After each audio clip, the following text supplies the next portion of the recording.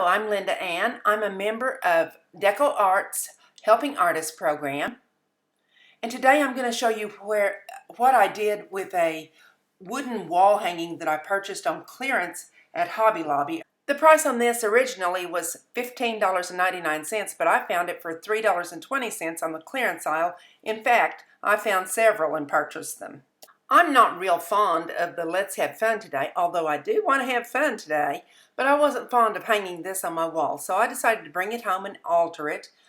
While I don't like the saying on the front, I do love the way the sides of it look. Love the way those little swirls are all swirling around. It's a nice sturdy box. If you turn it over, you could have a tray of some kind, but I'm going to go ahead and work on this side. So let's have fun today. And I shall start by taping off the sides that I want to keep nice so that hopefully I won't get any paint or too much paint down on the sides over that pretty swirly design. I actually prefer to do this with painter's tape, but I ran out, so I'm using just regular masking tape to mask off the sides. When I turn it over, you can see that I could do an awful lot of things with this, and there's that price, $3.20 for a $15.99 wall hanging. Now that the sides are covered, I'm going to place black gesso on the top and completely cover this with a medium-sized brush here that I have, trying to get it as smooth as I can, going back over it and making sure I cover all of the white area and all the letters and images that are on the top of this box. Making this gesso perfectly smooth is not a high priority because I already know that I'm going to add things, three-dimensional things on top of it. I know that anytime my gesso is still shiny, that it's still wet, so I'm helping this along with my heat embossing tool, helping it to dry, and that way I'll set it aside and I'll be sure that it's absolutely dry before I finish. One of the things I do is go right along the tape areas where some extra paint could have collected because I don't want that to come off later. And some of the paints that I'm going to use are the gloss enamel paints. And I'm kind of trying to decide what colors I want to use and what I have on hand. In this little notebook, I keep designs and patterns, some of the designs that I have drawn on acetate or divider protector pages. And I also keep some of my smaller stencils in here, so I'm looking for my Steampunk stencils. This Americana Timeless Treasures from DecoArt will be one of the perfect designs that I'm going to use. And I have some others, but you'll see some of those later. When I'm positive that my black gesso is completely dry, I go ahead and get out my spackling. It is called Drydex. I bought this at a hardware store, and it will go on pink, and then when it dries, it turns white. It's a small container, but when you use it just to fill a stencil, it goes a long, long way. It's actually for filling cracks in your walls. And sometimes I use joint compound instead of this, but this is just so pretty. Now I'm going to place my stencil on top of the wooden wall hanging and try to see where I want to position it.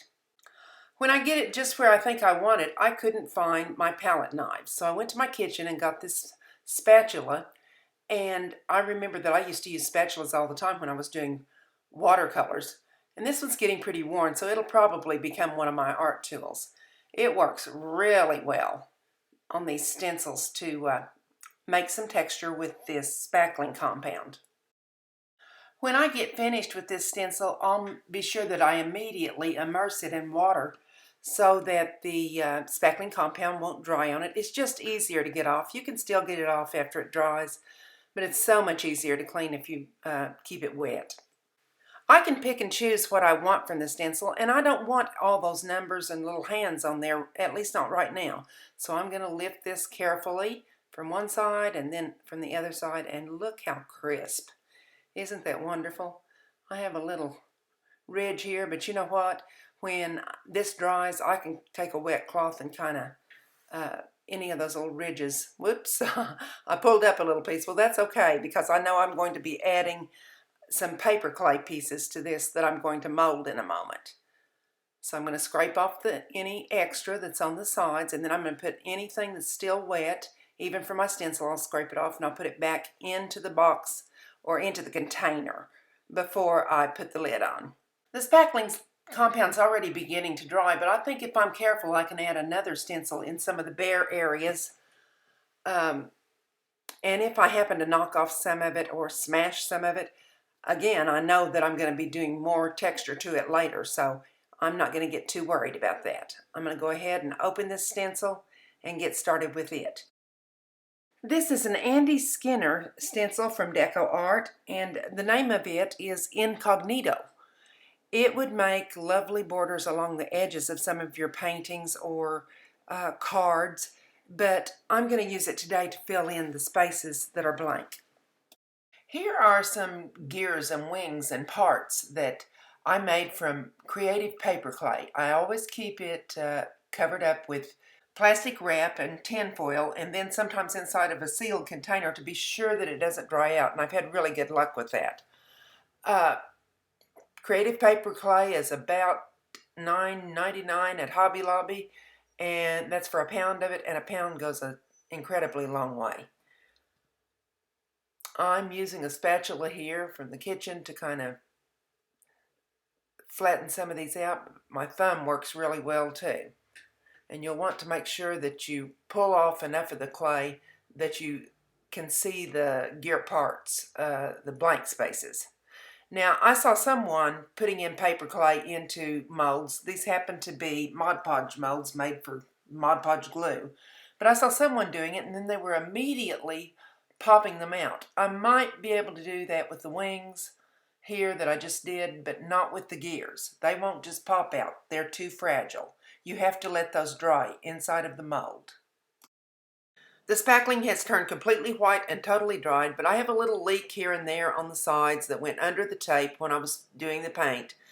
I'm going to paint this under, but thinking about this, I was going, do I want to pull that tape and fix that area and paint the white and the black back like it's supposed to be? And I decided no.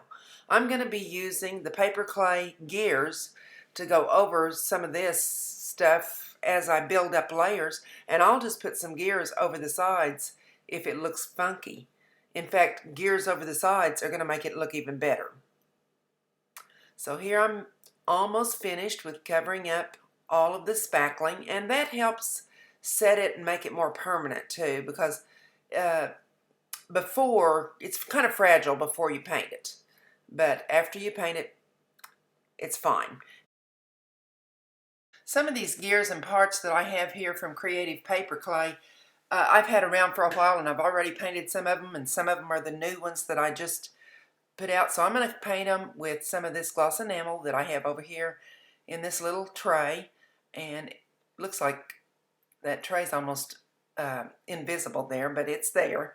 And I'll just scoot these back and use the edge of my foil here to paint them on, and I always use a paintbrush to hold them down, because if I don't, I have stuff all over my hands. No matter how much I paint and try to get every little white spot covered, when it's dry, I always find the white spots. So don't worry about that. Just go back and touch them up. You can touch them up before or after you glue them on.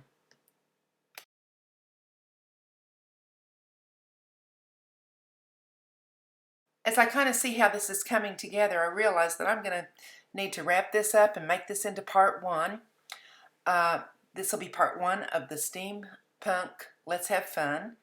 And then I'll come back with part two probably Wednesday or Thursday. And in the meantime, I appreciate all of the subscribers who have all of these subscribers who have subscribed so far. And if you haven't subscribed, I'd really appreciate your subscribing to my channel.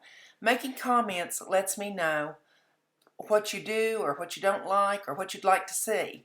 And I'm really enjoying getting to know my subscribers through the comments. It's a real joy for me to read. So, like, subscribe, comment. I always think there's one left out that I'm like, subscribe, comment, and share. If you share my video on your social media, it's a real boost for me. Thank you for watching, and I'll see you Wednesday or Thursday.